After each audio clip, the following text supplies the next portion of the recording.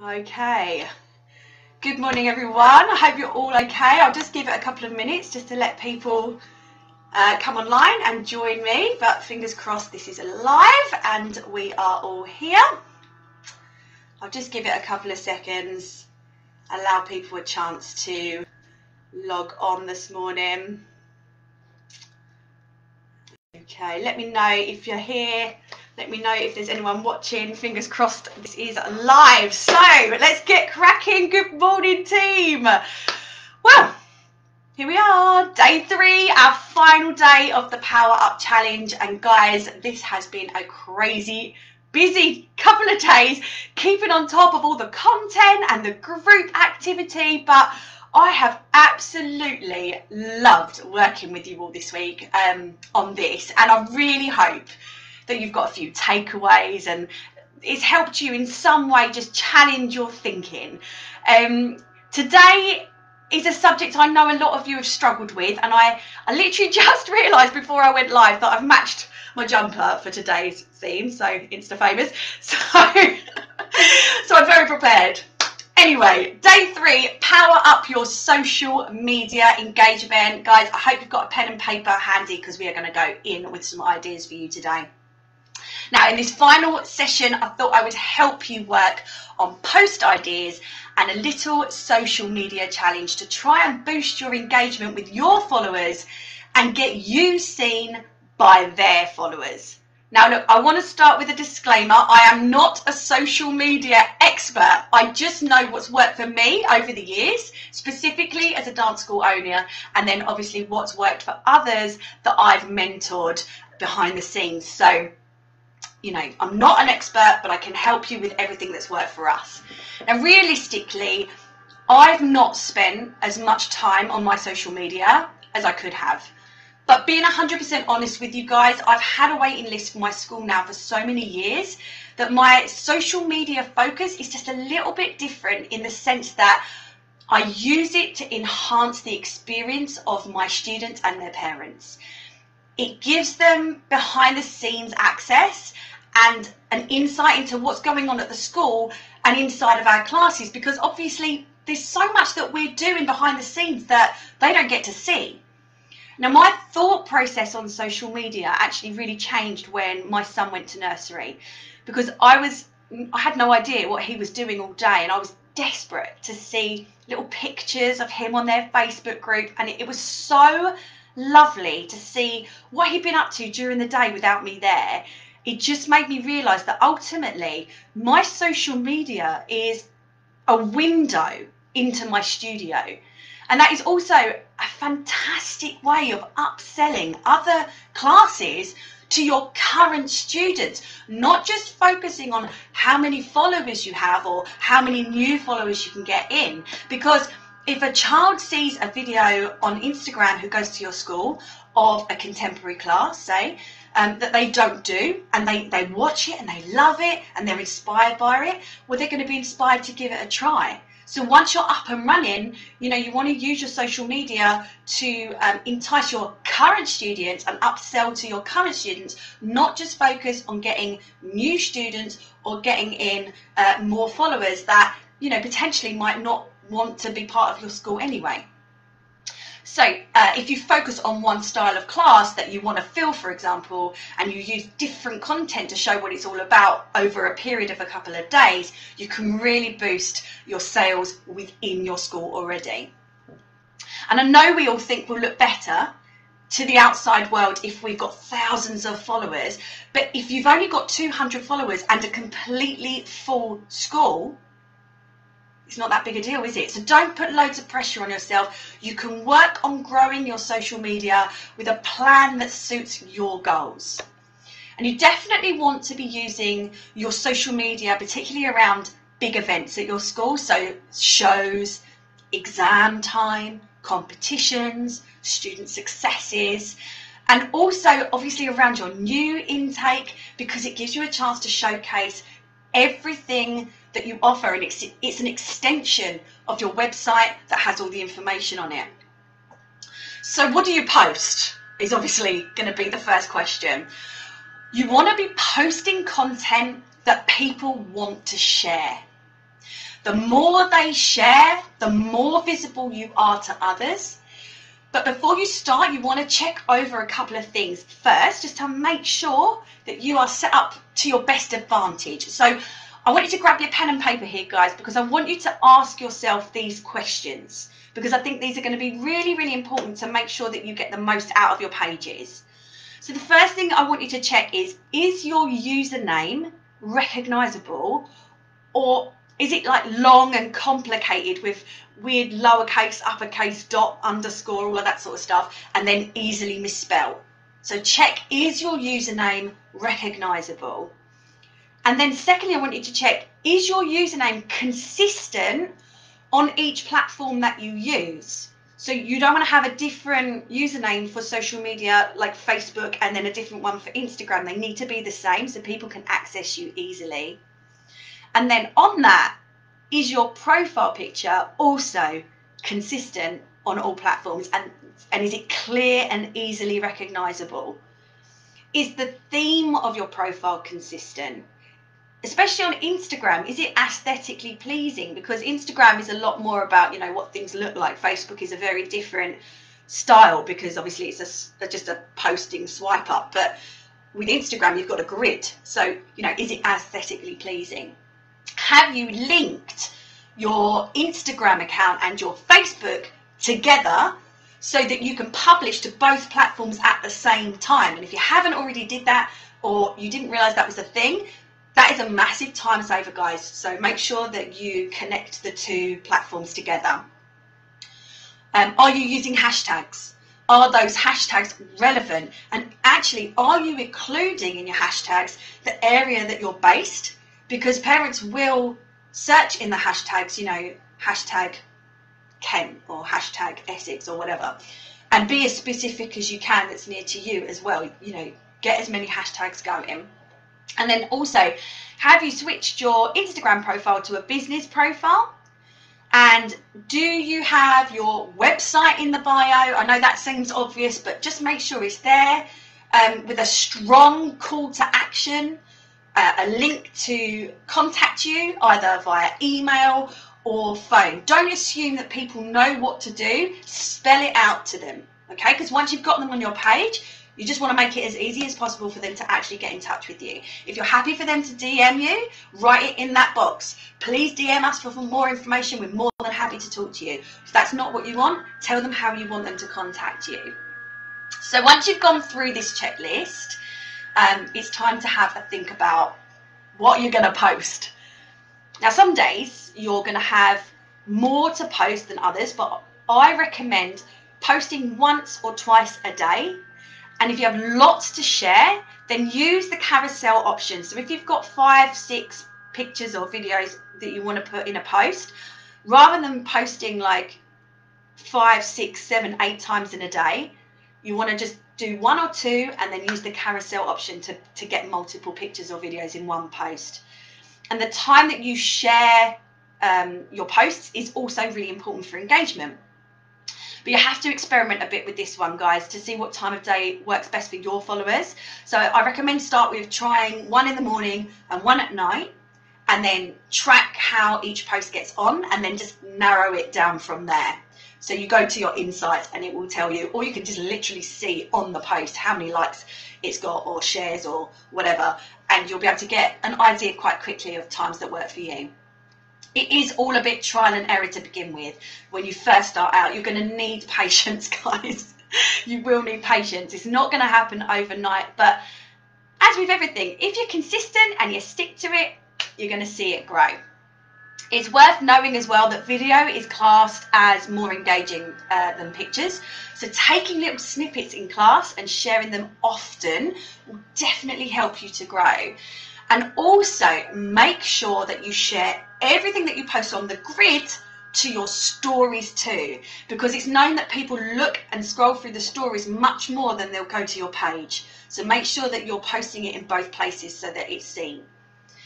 So now I'm going to talk to you about some ideas on what you can share on your social media that has worked for me or for other dance school owners that I've mentored and I've spoken to about this topic before. So the basic types of posts from a dance school are going to include pictures of your classes. Of course it is, yeah? Anything at all that's inside your classroom, parents are going to love it, kids are going to love it. Videos of choreography, we've just talked about, you know, the more little snippets, and it doesn't have to be, you know, a massive, long, extended video of an entire routine. You could just film them doing something across the floor that, you know, they've excelled in, and when you say to the kids, I'm filming this and it's going to go on Instagram later, trust me, they up their game. So if you want to get results out of the kids, warn them it's going on Instagram later. Before and after stretching photos, these are brilliant because it shows progress. It shows what your school is capable of. And kids love getting involved with that to show how far they've come. You know, it's like showing off, but not in a bad way, it's in a good way. So before and after stretching photos are a great one.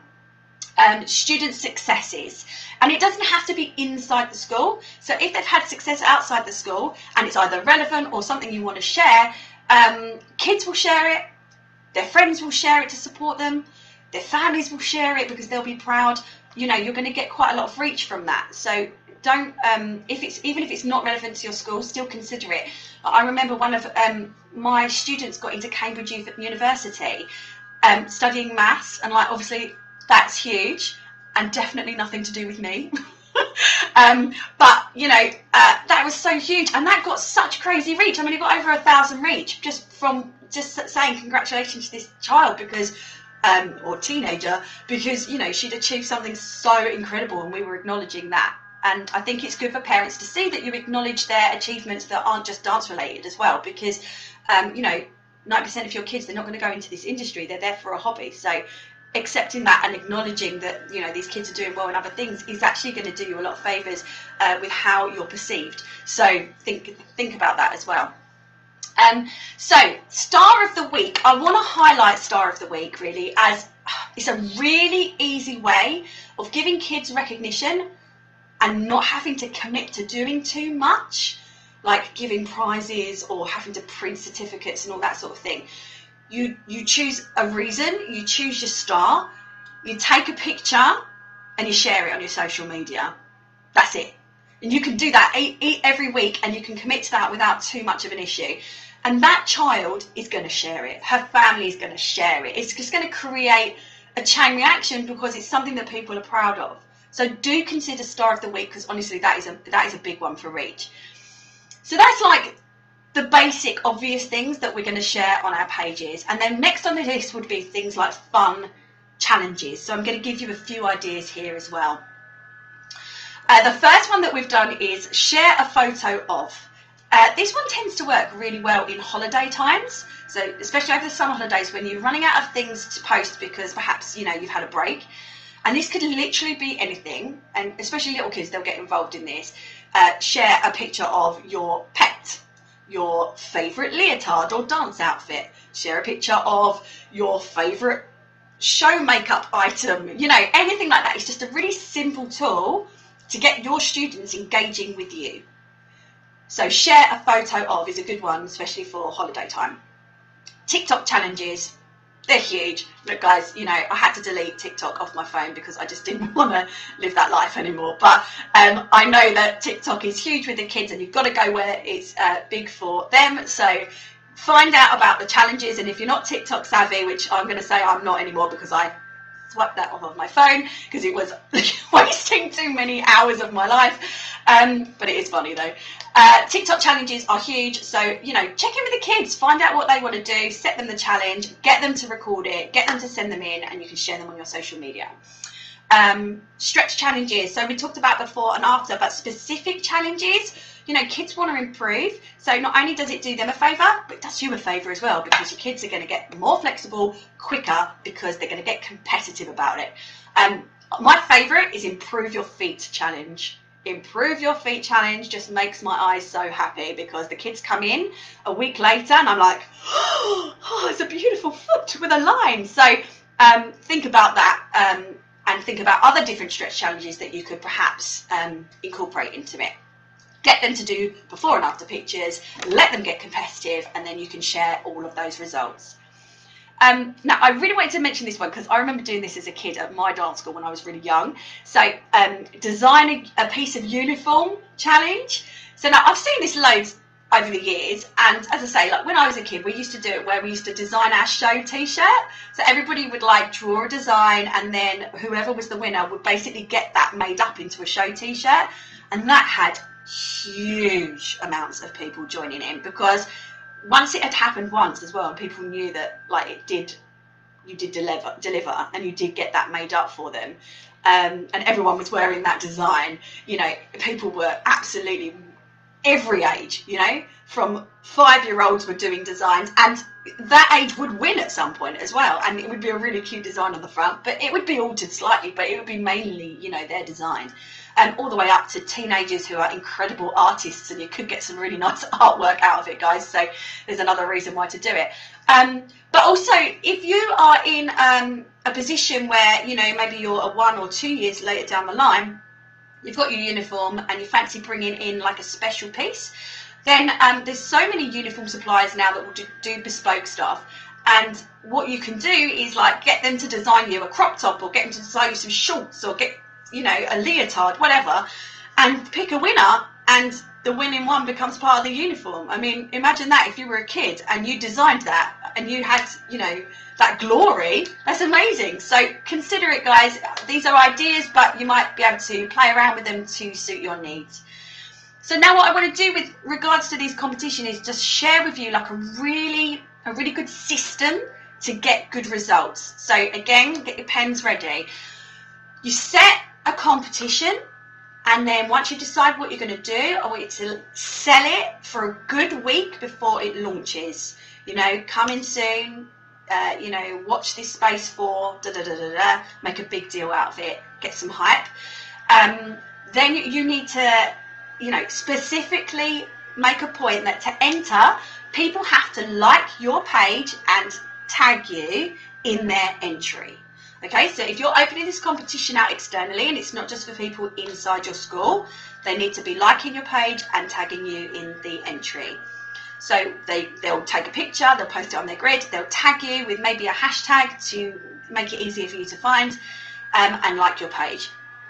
Then once you've got all of these entries, you're going to whittle them down to your best 4, and you're going to post those 4 separately, separate posts on your grid. And then the winner is the person with the most likes. So people have to go and like that person's picture, but the likes only count if the person who's liking also follows your page. So you need to make that really clear. Likes only count if the likers also follow your page. And then whoever gets the most likes wins. Boom. More engagement, more followers, everybody's happy. All right, so that's like a really great system that just works really well, and that I've used in the past, and people that I work with have also used in the past, so I hope that kind of helps. Other ideas, just little quick ones that I've written down here. Student stories or testimonials are lovely. If you've been open literally 2 weeks and you have a student say, I've been coming for 2 weeks and I'm really enjoying my classes with Miss Sam, brilliant, absolutely gorgeous for everyone involved, and people will share that as well. If you've had someone come in for 2 years or more, you know, a testimonial from them is going to be a lot more in detail, and it could definitely be some really useful advertising. Student takeovers, these are fun. Now look, I'm going to be really honest, guys, I've not done this yet because I know what some of my kids could be like, so you need to trust your kids implicitly. But if you do have some students that you think you can trust, student takeovers happen a lot in colleges. You'll see like the big colleges will have a student take over the social media account for a week, and you just see a week in the life of, and they work really, really well. Now you probably won't want to do a week in the life of, but I have seen a couple of people, and a friend of mine who runs a dance school near me, she's done it, where one of the seniors will take over the social media account just for 24 hours and literally do, from the moment they wake up in the morning, do their little makeup routine. You know, the kids love all that stuff. They'll just follow them around for the day. Now, if you've got no kids in your school and you're mainly an adult-based school, there's no reason why this couldn't work for them either. So, you know, if you've got some adults that are really interesting, or they have interesting jobs, you know, it doesn't have to always just be about your school. People are interested in people, so just bear that in mind and utilise it as much as you can. You can also do teacher takeover. This I have done. So a teacher takes over the social media account for 24 hours and you get a day in the life of. Now, if your teachers, you know, have another job that they do, so like, you know, I don't know, they're working anywhere that's interesting, they might show you that. Or, you know, they might just literally take you on a walk with their dog in the morning and have a chat to the camera. But, you know, it's just nice to see a familiar face and learn a little bit more about them. So teacher takeovers also work really well. And then finally, behind the scenes at an event.